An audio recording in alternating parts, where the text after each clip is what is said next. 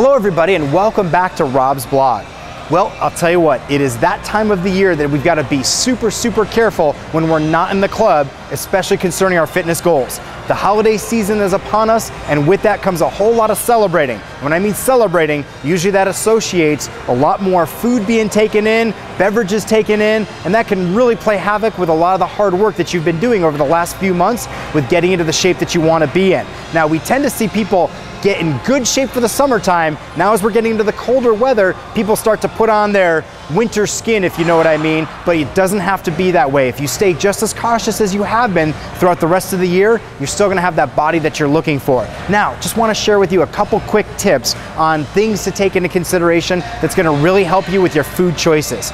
First of all, I know you may have seen this before, but I can't reiterate enough. Try to have smaller portion sizes of food throughout the day. If you have smaller portion sizes, that's gonna be able to keep you, and more often I should say, that's gonna be able to keep your energy levels nice and sustained throughout the day.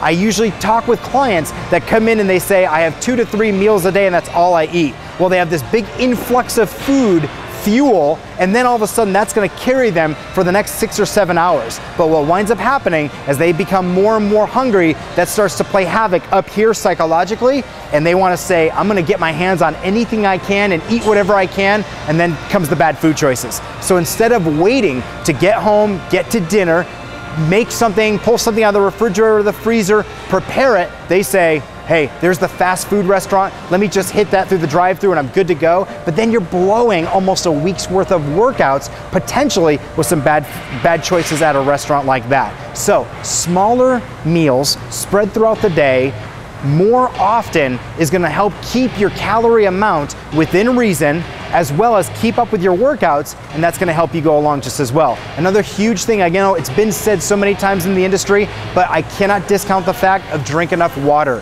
Hydration is so important to our body, especially even helping with hunger. So make sure you have your water intake increase, especially even with the cold weather, and smaller portion sizes more often throughout the day.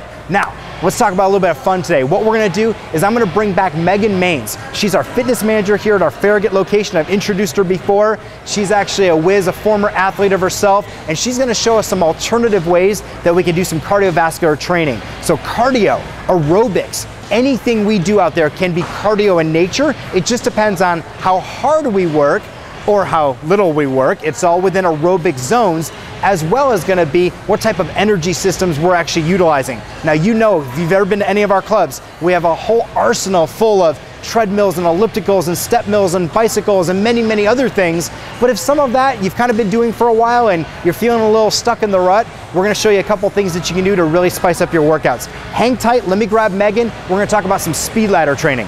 Okay, here I am with Megan Maines. You all had met Megan a little bit ago, but Megan helps to oversee all the personal trainers, all the fitness coaches within our Farragut location. Does a fantastic job. Of course, she told me she would hurt me if I didn't say that.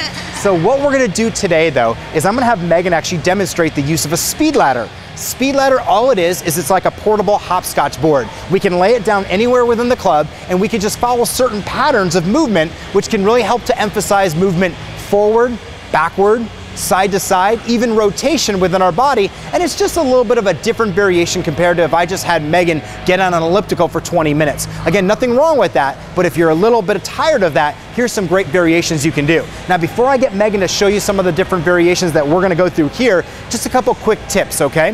When you're gonna be doing the speed ladder, what you wanna do is you wanna hit right on the ball of your foot, okay? So in other words, we don't wanna stay on our tippy toes, we don't want to stay on our heels, but we want to stay right on the balls of the feet. I'd like you all to think about getting a little bit of a forward lean, so you have a little bit of a bend here at the hip, the knee, and the ankle when we're going to be going through. Megan's a pro at this, so sometimes it's a little bit hard to just pick it up because she'll just do it automatically, but try to use your arms at the same time as you're using your legs, just as though you were walking. Remember, when we're walking, one foot comes back, the opposite arm normally comes back, and that's again takes advantage of all those elastic bands that are throughout our body, and it helps to transfer energy. Okay, so hey, this first one, I've always known this as one that's called one-ins, okay? So Megan, I'm gonna get you over here if you don't mind. I'm just gonna have you do one-ins down and then one-ins on the way back.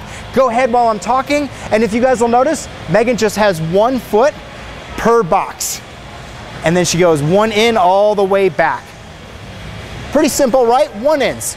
2 ins will be our next one. Now she's gonna put 2 feet in each box before she advances. So 1, 2, 1, 2, 1, 2, 1, 2. Hey Megan, open it up a little bit on the way back. Show them a little bit more how you would do this.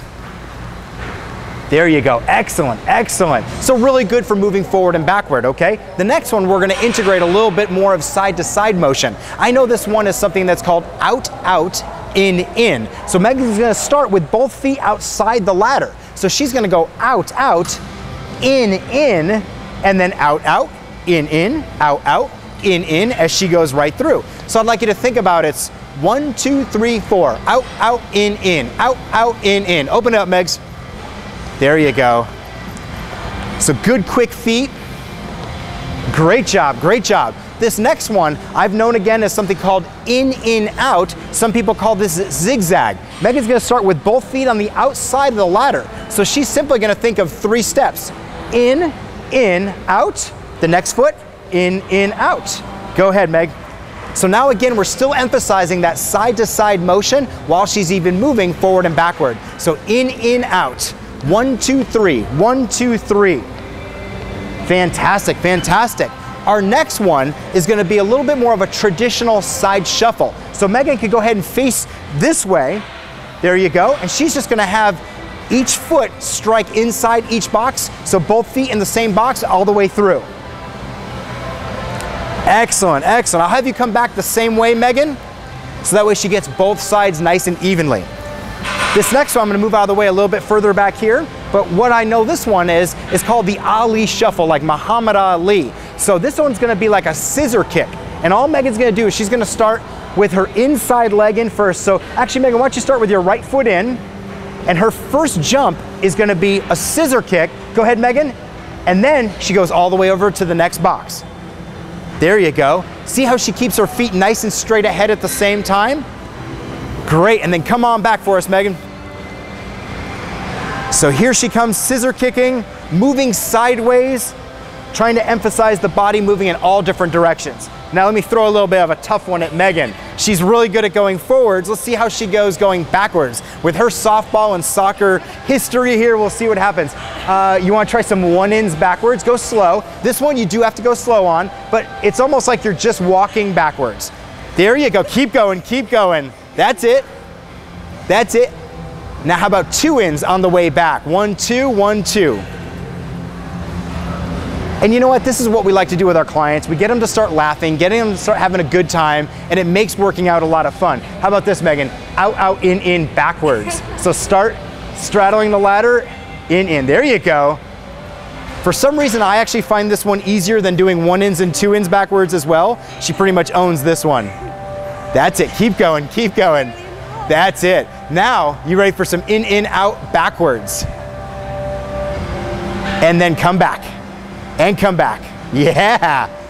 So you can almost start seeing it even in Megan on how she's figuring it out up here, and then it's just communicating to the rest of the body. Fantastic. Obviously, you do not have to start off going backwards, just trying to play and show you some different variations, but speed ladder can be a great variation for your workouts. A lot of times what we like to do with our clients is we may give them that starting 6, 1-ins, 2-ins, out, out, in, out, side shuffle, Ali shuffle, and I might time Megan and say, okay, go. And then let's say we have her do that in between a circuit of resistance training, then the next time I say you have to beat that time. There's many ways you can do this. There's nothing wrong within the beginning, simply walking through the ladder to get your coordination down as well. Hang tight, we're gonna come back in just a second. Megan's gonna show you some cool jump roping technique that you can also add to your cardiovascular training arsenal.